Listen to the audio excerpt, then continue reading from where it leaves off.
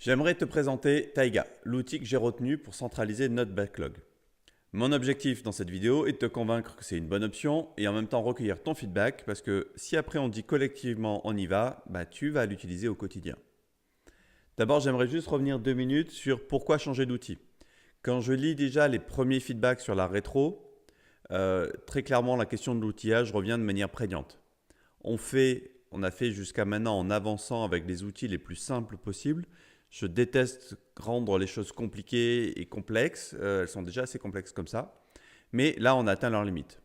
Excel ne permet pas un suivi clair. GitHub est trop orienté technique. Et Trello est juste trop simple sur la gestion des cartes. Je ne vais pas parler de InVision et Zeppelin qui pour moi gardent tout leur sens puisqu'ils ne s'occupent pas de la gestion de projet. Autre problème en parallèle, celui de donner de la visibilité. Au-delà de la première release qui a permis de poser des bases, d'offrir une expérience et de fédérer l'équipe autour du projet, on a maintenant besoin de se donner de la visibilité sur ce qui va arriver. On avait déjà fait l'exercice, sauf que c'était avant de connaître le projet, c'était avant de connaître même tous les membres du projet. Maintenant, on va pouvoir le faire collectivement, tous ensemble, en ayant une bien meilleure connaissance du projet.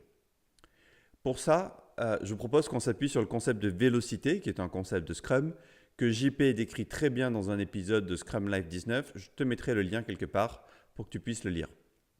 Et vraiment, s'il te plaît, va regarder de la même manière que tu vas passer du temps à regarder la vidéo que je suis en train de faire. Va passer du temps sur ce Scrum Life, c'est 10 minutes, mais ça sera vraiment structurant pour la suite du projet. Et du coup, on a aussi besoin d'un outil qui prenne ça en compte. Voilà, j'avais mon cahier des charges. À partir de là, j'ai cherché un outil qui fasse le taf. Jusqu'à maintenant, chez Agility, on n'en avait pas tellement besoin parce que GitHub nous suffisait largement. Mais du coup, je suis allé chercher sur LinkedIn. J'ai profité d'avoir un peu de réseau. Et j'ai eu un bon paquet de réponses. Là aussi, je te mettrai le lien si tu as envie d'aller jeter un œil. Comme quoi, je ne suis pas le seul à m'interroger et à me poser ces questions. Comment est-ce que j'ai choisi? Quels ont été mes critères de choix? Très clairement, le critère de choix qui a guidé ma décision, au-delà de ce que il faut remplir le cahier des charges, cocher les cases, ça a été la facilité d'adoption. J'ai pas du tout envie d'y passer des heures à comprendre comment l'outil fonctionne. Mon challenge était en un quart d'heure, il faut que j'ai commencé à créer mon backlog. Alors, je suis d'accord avec toi, cette notion peut être assez subjective. Du coup, comme c'est moi qui m'y suis collé, j'ai considéré que c'était moi le référentiel. Si ça ne te convient pas ou si tu as envie de proposer des alternatives et que tu te sens de prendre en charge le maintien et la structuration du backlog, vas-y, propose. Je laisse le truc bien volontiers. Une fois cette petite introduction passée, maintenant concrètement, ça ressemble à quoi la bête? J'ai commencé à remplir le backlog. Donc là, quand j'arrive sur l'outil, je me retrouve avec tout le backlog qui est présenté. Et on voit qu'on a déjà dans ce que j'ai construit quelque chose comme un bon 142 stories que je suis allé chercher dans le fichier de backlog qu'on avait construit. Je t'ai parlé à un moment donné qu'on avait fait une estimation initiale il y a quelques mois pour démarrer le projet. Ce que je vais faire maintenant, je vais te montrer comment on ajoute une user story. Je me rends compte que j'ai oublié ce qui touchait au fil de santé, fil d'actu santé. Très bien, on va construire le backlog sur ce fil d'actu santé. Je vais par exemple pouvoir construire une nouvelle story. Donc, new user story, ça va être consultation d'une actu santé.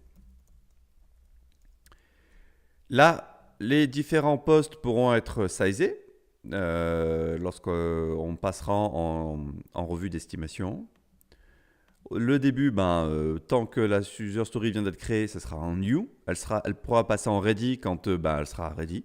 C'est-à-dire quand on aura bien compris ce qui était à faire, quand les tâches techniques auront été décrites et qu'on aura les écrans designés. En attendant d'avoir tout ça, je peux déjà mettre simplement la story en tant qu'utilisateur. MySophie. Je peux consulter un flux d'actualité santé.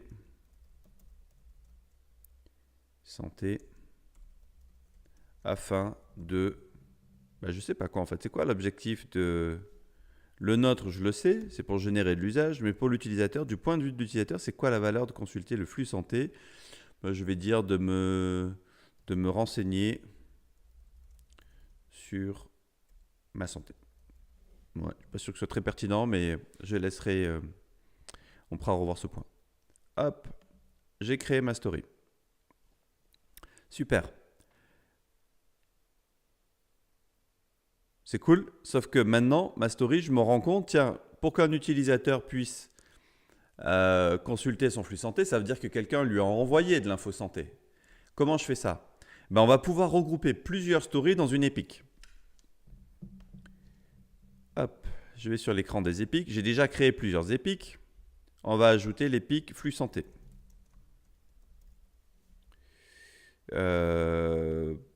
Hop, et je vais créer mon épique. Là aussi, je peux mettre des informations générales. Mais surtout, ce qui va m'intéresser, c'est d'y attacher les user stories qui vont avec. Alors là, je vais pouvoir aller chercher parmi une user story qui est déjà existante.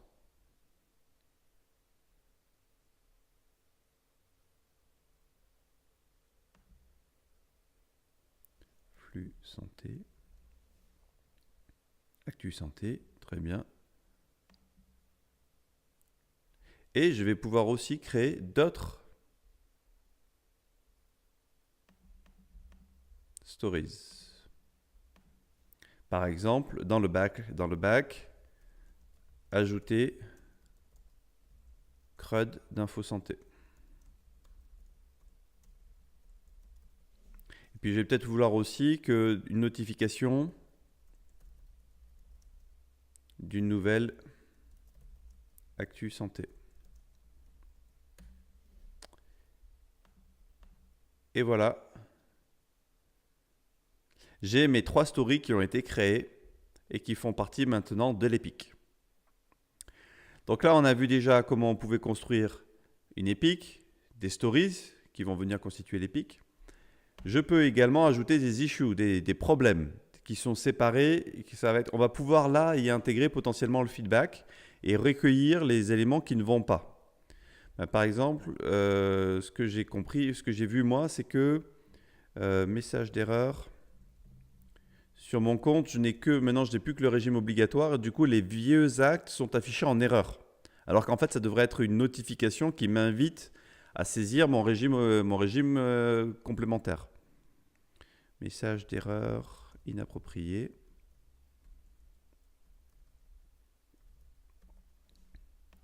Si je n'ai pas de RC, je devrais plutôt recevoir un message m'invitant à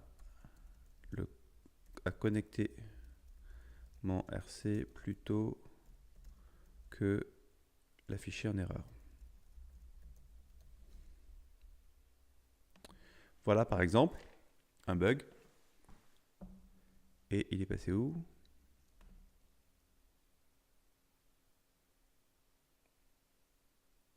Il est passé où?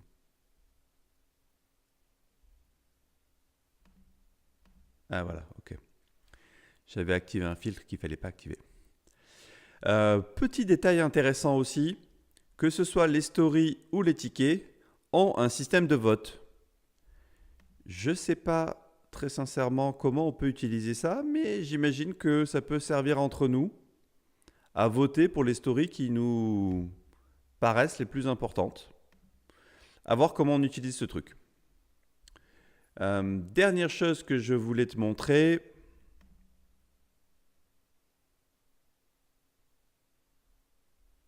La création de sprint où